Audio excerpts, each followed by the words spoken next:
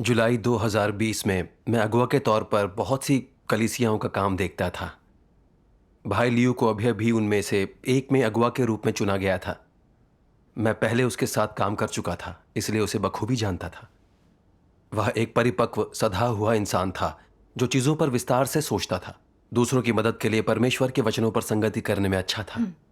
पहले जब मैं उसके साथ काम करता था तो समस्याएं आने पर वह संगति कर मेरी मदद करता था। मुझे वह काफी भरोसेमंद लगता था, इसलिए मुझे उसकी कलीसिया की फिक्र करने की जरूरत नहीं थी और मैं दूसरी कलीसियाओं पर ध्यान दे सकता था। मैंने भाई लियू को समझा दिया कि विभिन्न परियोजनाएं कैसे संभालनी है। फिर मैंने उसके काम पर ज्यादा ध्यान नहीं दिया। बाद में देखा कि उसे काम समझ में आ गया था और उन परियोजनाओं में अच्छे नतीजे मिलने लगे, तो मैं और ज्यादा बेफिक्र हो गया। मुझे लगा कि जांच ना भी करूं तो भी अगर कोई समस्या आई तो वह उसे तेजी से सुलझा सकेगा। इसलिए लगातार 3 महीने मैंने उसके जिम्मे जो काम था उसकी ज्यादा विस्तार से जांच नहीं की और एक ऊंचे अगुआ पद के उम्मीदवार के रूप में उसके नाम की सिफारिश भी कर दी। फिर दिसंबर में मुझे अपने अगुआ का पत्र मिला कि कुछ भाई बहनों ने बताया था कि भाई लियू व्यावहारिक कार्य नहीं करता और उन्होंने मुझे उसके काम की जांच पड़ताल करने और अभी के लिए अगुआ पद की उसकी उम्मीदवारी निरस्त करने को कहा। पत्र देखकर मैं सचमुच चौंक गया। सोचने लगा, वह व्यावहारिक कार्य नहीं कर रहा है? ऐसा कैसे हो सकता है? अगर मामला ऐसा था तो उसकी कलीसिया को अच्छे परिणाम कैसे मिल रहे थे? उसकी सहयोगी बहन वो बस अगुआ का काम करती थी, तो वह काम ठीक से नहीं जान सकती। क्या इसका यह अर्थ नहीं कि भाई लियो ही उस कलीसिया का सारा काम संभाल रहा था? क्या अगुआ बिना सच्चाई जाने सिर्फ उन आकलनों के आधार पर अपना फैसला कर रहे थे?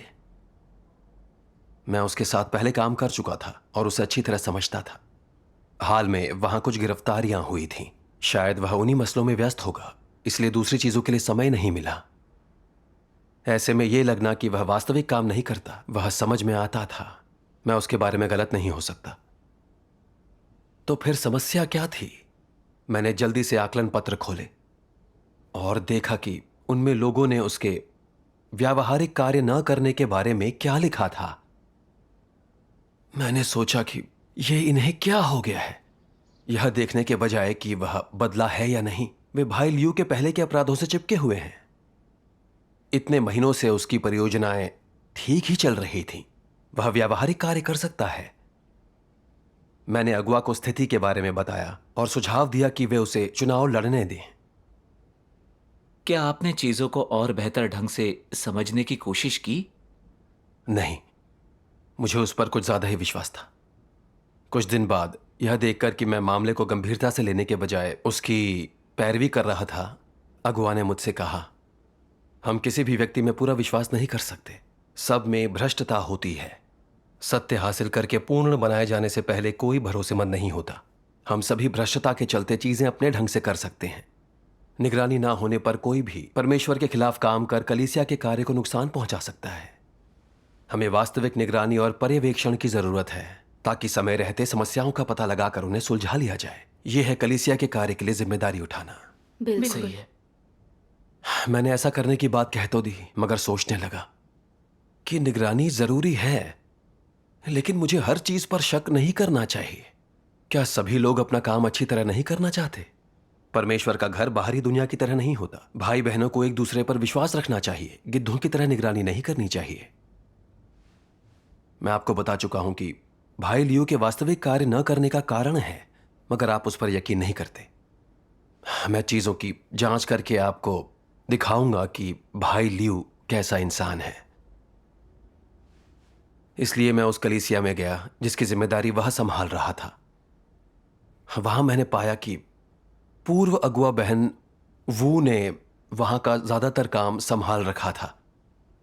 उसके तबादले के बाद से परियोजनाओं की स्थिति खराब होने लगी थी। साथ ही मेरे कहने के बावजूद उसने चेन नाम के एक अयोग्य टीम अगुआ को बर्खास्त नहीं किया था। वह सिंचन उपयाजक के साथ मिलकर काम नहीं कर रहा था, ना ही नए सदस्यों के सिंचन के काम पर ध्यान दे रहा था। उनके काम के साथ भाई लियू ने जो किया था वह देख मुझे अपराध बोध महसूस हुआ। अगुआ ने मुझे उसके काम की जांच और उसकी निगरानी करने की याद दिलाई थी, लेकिन मैंने नहीं की क्योंकि मुझे उस पर बहुत विश्वास था। मुझे लगा वो वहां था तो उसे आज़ादी के साथ काम करने का हक होना चाहिए। मैंने कभी नहीं सोचा था कि ऐसा हो जाएगा। फिर मैंने हमारे पहले की बातचीत को याद किया। वह ऐसा इंसान नहीं लगा जो बड़ी बड़ी बातें करे और काम ना करे। क्या किसी कारण उसके हाथ बंधे हुए थे? मैं इसी उधेड़बुन में था कि तभी भाई लियू ने कहा, हाल ही में हमारे कुछ भाई बहनों को गिरफ्तार किया गया था। उसके बाद के मसलों से निपटने में बड़ी भागदौड़ करनी पड़ी और किसी भी चीज के लिए समय नहीं मिला। भाई लियू की बात सुनकर मैंने सोचा, जैसा मैंने कहा था, वह व्यावहारिक कार्य न करने वाला इंसान नहीं था। गिरफ्तारी के बाद के मामलों का प्रबंध करने में उसे बहुत समय और ऊर्जा लगी। कुछ चीजें ढंग से नहीं करवाने के उसके कुछ कारण थे। कोई भी इंसान पूरी तरह बढ़िया काम नहीं करता। इसलिए मैंने व्यावहारिक कार्य न करने के परिणामों के बारे में उसके साथ संगति की और उससे चेन को फौरन बर्खास्त करने को कहा। उसने कहा वह कर देगा। लेकिन कुछ वक्त बीतने के बाद भी मैंने सुना कि चेन अभी भी वह काम कर रहा था। मैंने तुरंत भाई लियू के सहयोगी भाई ली से जानना चाहा कि आखिर क्या चल रहा था। उसने कहा, हर बार जब आप काम सौंपते हैं तो भाई लियू उसे पूरी तरह मान लेते हैं, लेकिन मुझे वे कोई भी काम शुरू करते नहीं दिखते। मुझे अभी हाल में चुना गया है, इसलिए मुझे काम की बारीकियां नहीं मालूम। फिर भी उन्होंने मेरी मदद नहीं की। समस्याएं आने पर मुझे परमेश्वर का सहारा लेकर अपना रास्ता खुद ही बनाना पड़ा। उसकी बातें सुनकर मैं चौंक गया। ऐसा कैसे है कि भाई लियू ने कोई वास्तविक काम नहीं किया? वह पहले ऐसा नहीं था। इस दौरान मैं उससे मिल चुका था, तो फिर मुझे उसके मसले नजर क्यों नहीं आए? मुझे उस पर बहुत ज्यादा विश्वास था, इसलिए मैंने उसके काम की निगरानी नहीं की, जिससे एक नाकाम टीम अगुवा लंबे समय तक अपनी जगह टिका रहा। कोई भी सिंचन कार्य की निगरानी नहीं कर रहा था। इससे परमेश्वर के घर के कार्य और दूसरों के जीवन प्रवेश में देर हो गई। मैंने बुरा काम किया था। इसके बाद जब मैं भाई लियू से मिला तो उसने बताया कि कुछ लोगों ने व्यावहारिक कार्य न करने पर उसका निपटान किया था और उसे बहुत पछतावा हुआ था। वह रोते हुए बोला कि वह गैर जिम्मेदार था, अपना काम यूं ही निपटा रहा था, वह किसी काम का नहीं था। मुझे लगा वह अपने बारे में जान चुका था, तो वह समझ गया होगा कि उसकी समस्या कितनी गंभीर थी और अब वह बदल जाएगा। मैंने चाहा उसे प्रायश्चित करने का एक मौका दूं, फिलहाल उसे बर्खास्त ना करूं और उसकी मदद करूं। इसलिए मैंने उसे उसकी समस्याएं बताईं और फौरन उन्हें सुधारने और उस टीम अगुवा को बर्खास्त करने को कहा। अच्छा, तो क्या उसने प्रायश्चित किया? नहीं, उसने बहुत से वादे किए, लेकिन उसके बाद चैन को बर्खास्त तो कर दिया, मगर कुल मिलाकर काम के कोई नतीजे नहीं निकल रहे थे। कुछ भाई बहनों ने मुझसे जिक्र किया कि उन्होंने उसके साथ कुछ गंभीर समस्याएं देखी थीं। गिरफ्तारियों के वक्त उसने फौरन कलीसिया की संपत्ति की रक्षा नहीं की और परियोजनाओं में सक्रिय सहयोग नहीं दिया, जिस कारण कुछ भी हासिल नहीं हुआ। पर सबसे ज्यादा गुस्सा दिलाने वाली बात यह थी कि उसने बाधा डालने वाले दुराचारियों को नहीं संभाला, बल्कि अपने निजी मामलों में उलझा रहा और कलीसिया के कार्य को अव्यवस्था में झोंक दिया। मैं समझ गया कि भाई लियू कोई भी व्यावहारिक कार्य नहीं कर रहा था और उसमें सच्चा पश्चाताप नहीं था। मुझे बहुत अपराध बोध हुआ। मैंने कभी नहीं सोचा था कि ऐसा हो जाएगा। उसके दुराचार में मैं भी भागीदार था। मैंने परमेश्वर के सामने अपराध किए थे। मुझे खुद से घृणा हुई कि मैंने बहुत ज्यादा विश्वास किया और जल्दी उसके काम की जांच नहीं की। यह कलीसिया के कार्य के लिए बहुत ज्यादा हानिकारक था। मैं तुरंत भाई लियू से बात करने गया और समस्यात्मक व्यवहार की सूची पेश कर दी और आखिर में मैंने उसे बर्खास्त कर दिया। फिर एक अगुआ ने मुझे भला बुरा कहा, आपने उस पर इतना विश्वास क्यों किया? बिना किसी निगरानी के उसे इतने महत्वपूर्ण काम सौंप दिए। आप काम से इस तरह अलग कैसे रह सके? उन्होंने मुझे परमेश्वर के कुछ वचन भी पढ़कर सुनाए। आइए उसका एक वीडियो पाठ देख लेते हैं। ठीक है। अच्छा,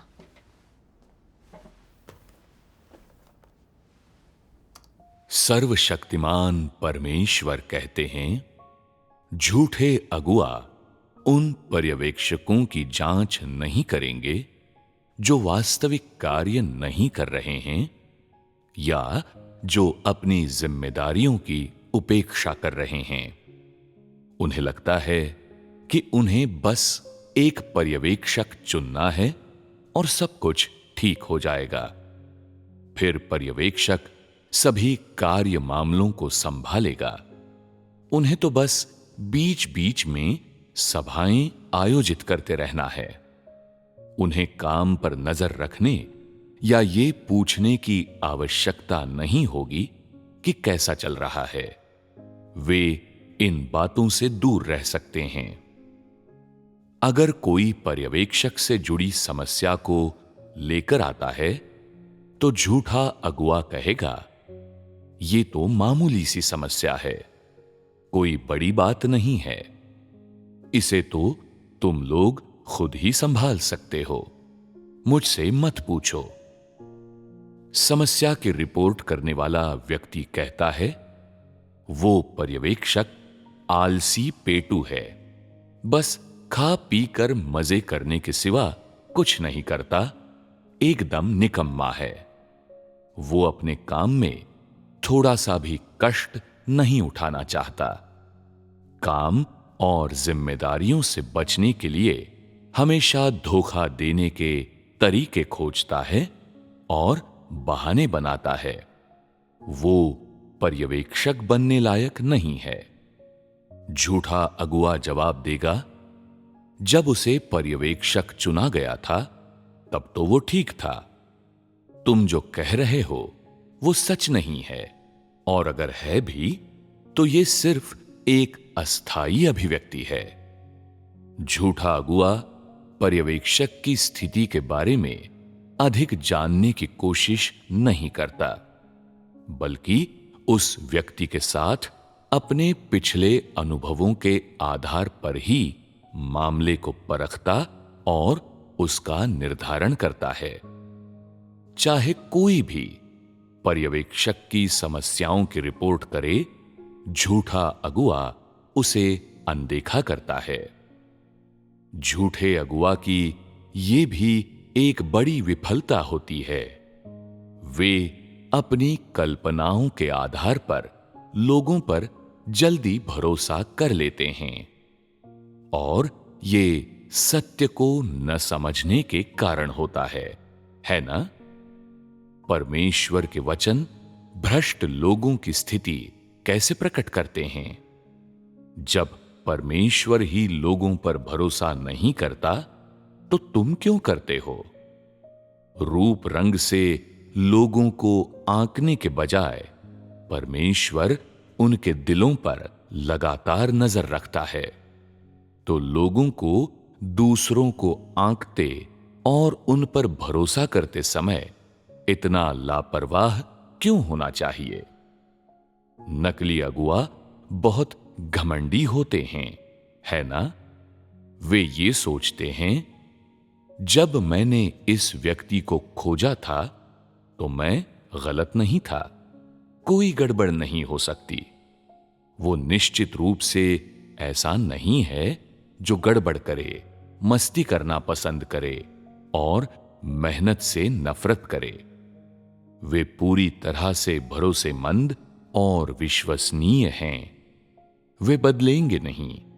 अगर वे बदले तो इसका मतलब होगा कि मैं उनके बारे में गलत था, है ना? ये कैसा तर्क है? क्या तुम कोई विशेषज्ञ हो? क्या तुम्हारे पास एक्सरे जैसी दृष्टि है? क्या यह तुम्हारा विशेष कौशल है? तुम उस व्यक्ति के साथ 1-2 साल तक रह सकते हो, लेकिन क्या तुम उसकी प्रकृति और सार को पूरी तरह से उजागर करने वाले किसी उपयुक्त वातावरण के बिना ये देख पाओगे कि वो वास्तव में कौन है? अगर परमेश्वर द्वारा उन्हें उजागर न किया जाए तो तुम्हें 3 या 5 वर्षों तक उनके साथ रहने के बाद भी ये जानने के लिए संघर्ष करना पड़ेगा कि उनकी प्रकृति और सार किस तरह का है। और जब तुम उनसे शायद ही कभी मिलते हो, शायद ही कभी उनके साथ होते हो, तो यह भी कितना सच होगा। उनके साथ थोड़ी बहुत बातचीत या किसी के द्वारा उनके सकारात्मक मूल्यांकन के आधार पर तुम प्रसन्नतापूर्वक उन पर भरोसा कर लेते हो और ऐसे लोगों को कलीसिया का काम सौंप देते हो। इसमें क्या तुम अत्यधिक अंधे नहीं हो जाते हो, उतावले नहीं हो जाते हो? और जब नकली अगुआ इस तरह से काम करते हैं तो क्या वे बेहद गैर जिम्मेदार नहीं होते? आमीन। आमीन। फिर अगुआ ने कहा, हम सही मायनों में किसी इंसान का सार नहीं देख सकते, इसलिए हमें उनके काम की जानकारी होनी चाहिए। तब हम उनके काम की गलतियों और समस्याओं का पता लगा सकते हैं, समय रहते चीजें बदल सकते हैं। भाई लियू कुछ ही महीनों में कलीसिया के कार्य का बड़ा नुकसान करने वाला था। ये दूसरों में बहुत विश्वास करने और उनके काम की जांच न करने के नतीजे हैं। यह दुराचार है। सच है। परमेश्वर के वचनों के प्रकाशन और अगुआ की संगति से सच्चाई जानकर मुझे डर सा लगा और मैं बेचैनी और ग्लानि से भर गया। मुझे खुद से घृणा हुई कि मैंने परमेश्वर के वचनों के आधार पर चीजों को नहीं देखा, जिससे कलीसिया के कार्य को नुकसान हुआ। भाई लियू के मसलों के बारे में सोचूं तो ऐसा नहीं था कि मुझे समस्याएं नहीं दिखीं, बल्कि हर बार देखकर भी मैं अपनी बात पर अड़ा रहा। मैं उसके साथ अपने पुराने अनुभव अनुसार पेश आया, आंखें मूंद कर तय कर लिया कि वह अपने काम का बोझ उठाने वाला जिम्मेदार इंसान था जिस पर विश्वास करना चाहिए। तथ्यों और परमेश्वर के वचनों ने आखिरकार मुझे दिखा दिया कि थोड़े समय तक अच्छा प्रदर्शन और वास्तविक काम करने का यह अर्थ नहीं कि कोई हमेशा वैसा ही रहेगा। हम में से किसी ने भी सत्य हासिल नहीं किया है। हमारा जीवन स्वभाव नहीं बदला है। हम अभी भी अपनी भ्रष्ट प्रकृति के काबू में हैं, परमेश्वर को धोखा दे सकते हैं और कभी कभी मनमानी कर सकते हैं। इसलिए हम विश्वास के लायक नहीं हैं। यह सच है। आप लंबे समय तक बातचीत के बिना किसी इंसान को सचमुच नहीं समझ सकते और तब भी शायद आप उसे पूरी तरह न जान सकें। किसी इंसान का सार समझने के लिए आपको सत्य जानना होगा। भाई लियू के साथ मैंने थोड़े समय के लिए काम किया था, लेकिन मुझे लगा मैं उसे बहुत अच्छी तरह जानता हूं, उसको गलत नहीं परखूंगा। मैंने उस पर इतना विश्वास किया कि उसके काम की जांच नहीं की। यह रोशन करने के लिए परमेश्वर ने तमाम हालात बनाए। अगुआ यह मसला उठाते रहे, लेकिन मैं बस अपने ही विश्लेषण पर भरोसा करता रहा। मैं समझ गया कि मैं अहंकारी, कपटी और काम के प्रति गैर जिम्मेदार था। एक अगुआ के तौर पर न व्यावहारिक कार्य कर रहा था, न परमेश्वर के घर के कार्य को कायम रख रहा था। परमेश्वर का आदेश संभालने लायक नहीं था। यह देखकर मुझे खेद हुआ। मैं ऐसा ही नहीं बने रहना चाहता था। फिर आत्मचिंतन करते हुए मैंने सोचा कि उसके काम की निगरानी किए बिना मैंने उस पर इतना विश्वास क्यों किया? इसके मूल में क्या है? एक दिन परमेश्वर के वचनों में मैंने पढ़ा, यह कहना गलत ना होगा कि जिन्हें काम पर रखो उन पर संदेह ना करो। संदेह हो तो उन्हें काम पर मत रखो। इसे अधिकांश लोग सच मानते हैं। इससे धोखा खाकर बंध जाते हैं।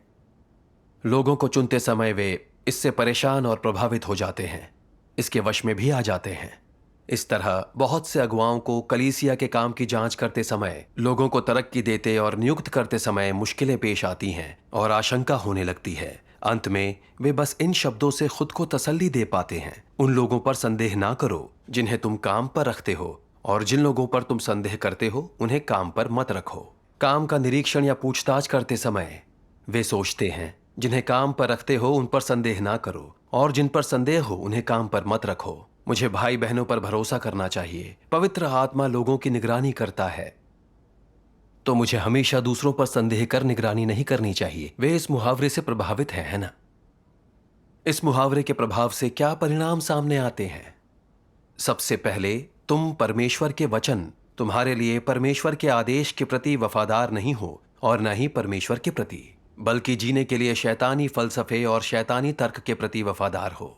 तुम परमेश्वर और परमेश्वर के वचनों को खुले तौर पर धोखा देते हुए परमेश्वर में विश्वास रखते हो।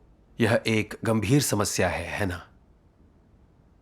दूसरा, यह परमेश्वर के वचनों और कर्तव्यों का पालन करने में तुम्हारी विफलता मात्र नहीं है, बल्कि यह शैतान की साजिशों और जीने के उसके फलसफों को सत्य मानना है, उनका अनुसरण और अभ्यास करना है। तुम शैतान की आज्ञा का पालन कर शैतानी फलसफे के अनुसार जी रहे हो, है ना? यानी तुम परमेश्वर की आज्ञा नहीं मानते। उसके वचनों का पालन करने की तो बात दूर है, तुम बदमाश हो। परमेश्वर के वचनों को दरकिनार कर शैतानी मुहावरे को अपनाना और सत्य के रूप में उसका अभ्यास करना, सत्य और परमेश्वर के साथ विश्वासघात करना है। तुम परमेश्वर के घर में काम करते हो, फिर भी जीवन जीने के लिए शैतानी तर्क और फलसफे के अनुसार काम करते हो। तुम किस तरह के व्यक्ति हो? ऐसा व्यक्ति परमेश्वर से विद्रोह करता है और उसे बुरी तरह लज्जित करता है। इस हरकत का सार क्या है? खुले तौर पर परमेश्वर की निंदा करना और सत्य को नकारना। क्या यही इसका सार नहीं है? तुम परमेश्वर की इच्छा का पालन करने के बजाय शैतान की भ्रांतियों और जीवन के उसके फलसफों को कलीसिया में निरंकुशता करने दे रहे हो। ऐसा करके तुम खुद शैतान के सहयोगी बनकर कलीसिया में उसके कार्यों में मदद करते हो। इस समस्या का सार गंभीर है ना?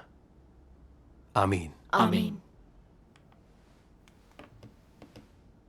परमेश्वर के वचनों ने मेरी हालत का खुलासा कर दिया। मैं शैतान के इस फलसफे पर जी रहा था, उन लोगों पर संदेह ना करो जिन्हें तुम काम पर रखते हो। मेरी सोच थी कि अगर मुझे कोई इंसान ठीक लगे और अभी भी काम पर हो तो उस पर विश्वास करना चाहिए। यही वजह थी कि भाई लियू पर मुझे इतना विश्वास था और मैंने उसके काम की जांच नहीं की। उसकी समस्या सामने आने और अगुआ द्वारा उसके काम की जांच के बारे में याद दिलाने के बाद भी मैंने इस पर ध्यान नहीं दिया। मुझे लगा कि उसके काम की जांच करना यानी उसमें विश्वास ना होना, और यह जानने के बाद भी कि वह व्यवहारिक कार्य नहीं कर रहा था। जब मैंने उसे रोते हुए अपने वास्तविक संघर्षों के बारे में बताते और पछताते हुए देखा तो मैंने उस पर यकीन करने और उस वक्त उसे बर्खास्त ना करने का फैसला किया, और कलीसिया के कार्य और भाई बहनों के जीवन प्रवेश को इतना ज्यादा नुकसान पहुंचाने दिया। एक कलीसिया अगुआ के रूप में न सिर्फ मैं कलीसिया के कार्य की रक्षा करने में विफल रहा, बल्कि एक झूठे अगुआ का रक्षा कवच बनने के साथ परमेश्वर के घर में राह का रोड़ा भी बन गया। ये सब जिन्हें काम सौंपे उन पर शक ना करें कि शैतानी विचार के आधार पर लोगों के साथ पेश आने के नतीजे थे। बिल्कुल। परमेश्वर के वचनों के आधार पर इसे देखकर मैं समझ गया कि मेरा नजरिया कितना बेतुका था। यह पूरी तरह से परमेश्वर के वचनों के विरुद्ध था। यकीनन। परमेश्वर की यह अपेक्षा कि अगुआ को काम पर नजर रखनी चाहिए भ्रष्ट इंसान के सार पर आधारित है। क्योंकि हम सब भ्रष्ट स्वभाव के हैं तो सत्य हासिल करने और अपना जीवन स्वभाव बदलने से पहले हम भरोसेमंद नहीं होते, विश्वास करने योग्य नहीं होते। ये सच है। अच्छी इंसानियत वाले लोग भी मनमानी करके परमेश्वर के घर के कार्य में बाधा डाल सकते हैं, क्योंकि वे सत्य नहीं जानते, अपने कामों में सिद्धांतों पर नहीं चलते और भ्रष्ट स्वभाव के होते हैं। इसे कोई नकार नहीं सकता। हाँ, सही कहा। परमेश्वर के घर की अपेक्षा होती है कि अगुआ काम का पर्यवेक्षण करे, क्योंकि परमेश्वर हमारा सार समझता है। काम की जांच से हमारे कामों में मदद मिलती है, इससे परमेश्वर के घर के कार्य को लाभ होता है। लेकिन जिन्हें काम सौंपे उन पर शक ना करें, ये विचार दूसरों पर आंख बंद कर विश्वास करने पर मजबूर करता है। हम सोचते हैं कि किसी को काम सौंपकर हम उसे उसके मन की करने दे सकते हैं, और उसके काम की जांच करना विश्वास की कमी दिखाना है। इस पर अड़े रहकर समय रहते काम की जांच ना करने से सिर्फ परमेश्वर के घर का कार्य पिछड़ सकता है और उसे नुकसान हो सकता है। सही है। परमेश्वर के वचनों या उसकी अपेक्षाओं पर न चलकर शैतानी फलसफों पर चलते हुए, शैतान की भ्रांतियों को सत्य जैसा मानकर उन्हें कायम रखते हुए अपना काम करना, सत्य को नकारना और परमेश्वर को धोखा देना था। यह शैतान का सहायक बनकर परमेश्वर के घर के कार्य में बाधा डालना था। इससे मैं डर गया। मैं समझ गया कि मेरे काम में सिद्धांतों की कमी थी। मैं परमेश्वर के वचनों या अपेक्षाओं पर नहीं चल रहा था। परमेश्वर की सेवा करते हुए मैं अनजाने ही उसके प्रतिरोध के रास्ते पर चल पड़ा था। सत्य के सिद्धांतों के आधार पर अपना काम न करने के नतीजे सच में बड़े डरावने होते हैं। बिल्कुल। उन लोगों पर संदेह ना करो जिन्हें तुम काम पर रखते हो कि विचार का अनुसरण करना नुकसान पहुंचाता है। हाँ, आप सही हैं। हाँ, आपने बदलने के लिए क्या किया? हाँ मैंने परमेश्वर के वचनों के कुछ अंश का वीडियो देखा। हाँ। सर्वशक्तिमान परमेश्वर कहते हैं, क्या तुम मानते हो कि मुहावरा उन लोगों पर संदेह न करो जिन्हें तुम काम पर रखते हो, और जिन लोगों पर तुम संदेह करते हो उन्हें काम पर मत रखो, सही है? क्या यह मुहावरा सत्य है? परमेश्वर के घर के काम में और अपने कर्तव्य को पूरा करने में कोई इस मुहावरे का उपयोग क्यों करेगा? यहां क्या समस्या है? यह मुहावरा साफ तौर से अविश्वासियों के शब्द हैं, शैतान के मुंह से निकले हुए शब्द हैं। तो वे उन्हें सत्य क्यों मानते हैं? वे लोग क्यों नहीं बताते कि ये सही हैं या गलत? ये स्पष्ट रूप से मनुष्य के शब्द हैं, भ्रष्ट इंसान के शब्द हैं। ये सत्य नहीं हैं। ये पूरी तरह से परमेश्वर के वचनों के विपरीत हैं। इन्हें लोगों के कार्यों, आचरण और परमेश्वर की आराधना के लिए मानदंड नहीं मानना चाहिए। तो इस मुहावरे को कैसे लेना चाहिए? यदि तुम वास्तव में भेद कर पाने में सक्षम हो, तो अभ्यास के अपने सिद्धांत के रूप में तुम्हें इसकी जगह किस प्रकार के मानदंड का उपयोग करना चाहिए? मानदंड ये होना चाहिए कि तुम अपना कर्तव्य पूरे दिल, आत्मा और मन से निभाओ। पूरे दिल, आत्मा और मन से काम करने का मतलब है कि कोई कुछ भी सोचे, ये तुम्हारा दायित्व है, तुम्हारा कर्तव्य है। इसलिए तुम्हें अपने दायित्व का पालन करना चाहिए, अपना कर्तव्य निभाना चाहिए, सिद्धांत के अनुसार कार्य करना चाहिए, चीजों को यथा योग्य तरीके से संभालना चाहिए। जो भी जानकारी लेनी है, लेनी चाहिए। जिन्हें काट छांट की जरूरत है, उनकी काट छांट करनी चाहिए। जिनसे निपटना है, उनसे निपटना चाहिए। और जो बर्खास्तगी के लायक हैं, उन्हें बर्खास्त करना चाहिए। क्या यही सिद्धांत नहीं है? कोई अगुआ या कर्मी चाहे जो भी महत्वपूर्ण कार्य करे, और उस कार्य की प्रकृति चाहे जो हो, उनकी पहली प्राथमिकता इस बात से पूर्णतः परिचित होना है कि काम कैसे हो रहा है। चीजों पर अनुवर्ती कार्रवाई करने और प्रश्न पूछने के लिए उन्हें व्यक्तिगत रूप से वहां होना चाहिए और उनकी सीधी जानकारी प्राप्त करनी चाहिए। उन्हें केवल सुनी सुनाई बातों पर ध्यान नहीं देना चाहिए या अन्य लोगों की रिपोर्टें नहीं सुननी चाहिए। इसके बजाय उन्हें अपनी आंखों से देखना चाहिए कि कर्मचारी कैसे काम कर रहे हैं, काम कैसे बढ़ रहा है, क्या कठिनाइयां हैं, कोई क्षेत्र ऊपर वाले की अपेक्षाओं के विपरीत तो नहीं, विशेषज्ञ कार्यों में कहीं सिद्धांतों का उल्लंघन तो नहीं हुआ, कोई गड़बड़ी या व्यवधान तो नहीं है, आवश्यक उपकरण की या किसी कार्य विशेष के लिए निर्देशात्मक सामग्री की कमी तो नहीं है। उन्हें इन सब पर नजर रखनी चाहिए। चाहे वे कितनी भी रिपोर्टें सुने या सुनी सुनाई बातों से उन्हें कितना भी कुछ मिले, इनमें से कुछ भी व्यक्तिगत दौरे की बराबरी नहीं करता। चीजों को अपनी आंखों से देखना अधिक सटीक और विश्वसनीय होता है। जब वे स्थिति से परिचित हो जाते हैं, तो उन्हें इस बात का अच्छा अंदाजा हो जाता है कि क्या चल रहा है। इससे भी अधिक महत्वपूर्ण इस बात की स्पष्ट और सटीक समझ है कि कौन अच्छी क्षमता का और विकसित किए जाने योग्य है। यदि अगुवाओं और कर्मियों को अपना काम ठीक से करना है तो ये महत्वपूर्ण है। जब अगुवाओं और कर्मियों के पास भी अच्छी क्षमता वाले लोगों को पोषित और प्रशिक्षित करने का मार्ग और काम के दौरान आने वाली विभिन्न प्रकार की समस्याओं और कठिनाइयों को हल करने की जानकारी होती है, अपने विचार और सुझाव होते हैं कि काम कैसे आगे बढ़ाना है और वो भविष्य में कैसा दिखेगा, और वे बहुत आसानी से बिना किसी संदेह या आशंका के ऐसी चीजों के बारे में स्पष्टता से बोलने में सक्षम होते हैं, तो ये काम करना बहुत आसान हो जाता है। और ऐसा करके अगुआ अपने दायित्वों का निर्वाह कर रहे होंगे, है ना? अगुवाओं और कर्मियों को ये सब ध्यान में रखना चाहिए, उन्हें ये सब स्मरण रखना चाहिए, उन्हें लगातार इन बातों के बारे में सोचते रहना चाहिए।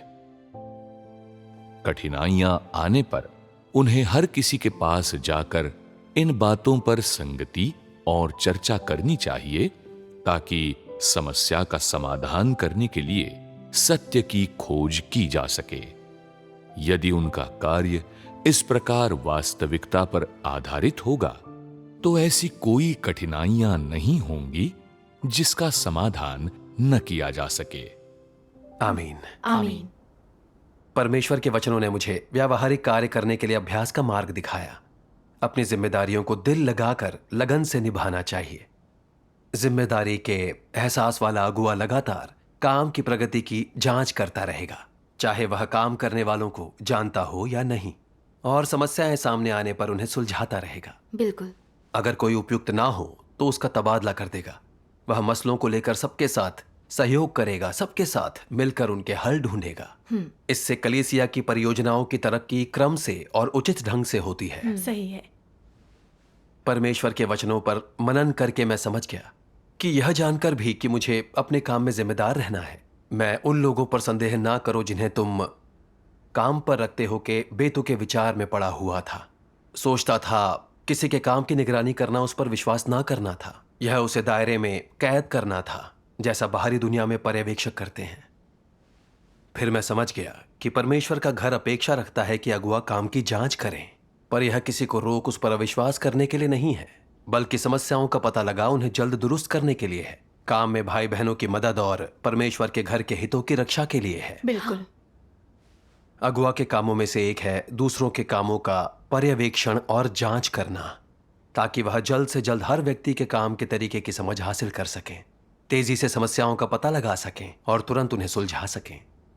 इससे लोगों के कामों में गैर जिम्मेदाराना हरकतों से हुई गलतियों के कारण होने वाले नुकसान को घटाया जा सकता है। यह दूसरों के जीवन प्रवेश और परमेश्वर के घर के कार्य की जिम्मेदारी उठाना है। सही है। बिल्कुल। इसके बाद मैंने हर अगुआ के काम की विस्तार से जांच शुरू कर दी। मैं उन्हें कितनी भी अच्छी तरह जानूं, पर मैंने उनके द्वारा संभाली जा रही परियोजनाओं की तरक्की की पूरी ईमानदारी से जांच की। इस वास्तविक जांच के जरिए मुझे शाह नाम के एक अगुआ का पता चला, जो ना व्यावहारिक कार्य करता था, ना समस्याएं सुलझाता था, और वह क्रूर भी था, दूसरों के खिलाफ बुरी बातें कहता था। यह बड़ी नीचता थी, इसलिए हमने उसे फौरन बर्खास्त कर दिया। बाद में दूसरों की शिकायतों के जरिए हमें उसकी बहुत सारी बुरी करतूतों का पता चला, पर उसके साथ अनेक संगति करने के बावजूद उसने प्रायश्चित नहीं किया। आखिरकार हमने तय किया कि वह मसीह विरोधी था और उसे कलीसिया से बाहर निकाल दिया। अगर आपने वो जांच नहीं की होती तो शाह अगुआ बना रहता, और किसे पता वो कितने लोगों को दबाए रखता। बिल्कुल। इससे मुझे डर लगा। भाई लियू के साथ इन सब से ना गुजर कर, जिससे मेरा गलत नजरिया बदल गया, मैं शाह के काम की जांच करने की नहीं सोचता। वह मसीह विरोधी कलीसिया में भाई बहनों को नुकसान पहुंचाता रहता और उसके परिणाम बहुत ही बुरे होते। बिल्कुल। हाँ। इस पर अमल करके मुझे काम पर निगरानी करने का महत्व समझ आ गया। आखिरकार मुझे मन की शांति मिली जो व्यावहारिक कार्य से मिलती है। परमेश्वर का धन्यवाद। इस अनुभव ने मुझे दिखाया कि परमेश्वर के वचनों का अनुसरण या सत्य पर अमल किए बिना शैतानी तर्क और विचारों को बनाए रखकर काम करना परमेश्वर का प्रतिरोध करना और कलीसिया के कार्य में बाधा डालना है। काम की निगरानी में हमें परमेश्वर की अपेक्षाओं का अनुसरण करना होगा ताकि हम परमेश्वर के घर के कार्य की रक्षा कर सकें। बिल्कुल। परमेश्वर के वचनों के न्याय और प्रकाशनों ने मेरे गलत विचारों को पलट दिया। परमेश्वर का धन्यवाद। परमेश्वर का धन्यवाद। परमेश्वर का धन्यवाद। हमें परमेश्वर के वचनों के आधार पर ही चीजें देखनी चाहिए ताकि हम अपने ही मार्ग से चिपके न रहें।